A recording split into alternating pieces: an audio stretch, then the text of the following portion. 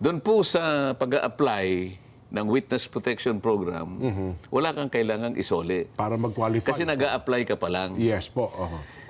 Kung sakasakali, matapos ang kaso, halimbawa, na pinasimulan ng isang witness, state witness, halimbawa, ito'y tumuloy-tuloy at talagang nagamit yung kanyang testimony, merong naparusahan, nakita natin yung mga malalaking isda, at pagkatapos sinabi naman ng gobyerno, ikaw, hindi ka naman makakaalpas naman sa pananagutan, meron ka rin namang civil liability.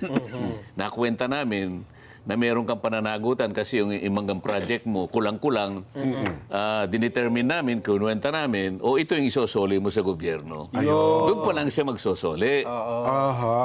Kasi, pala proseso. kasi nagamit na natin siya. Opo. Hindi ka makapag-identify ng malalaking isda kung wala yung testimony niya.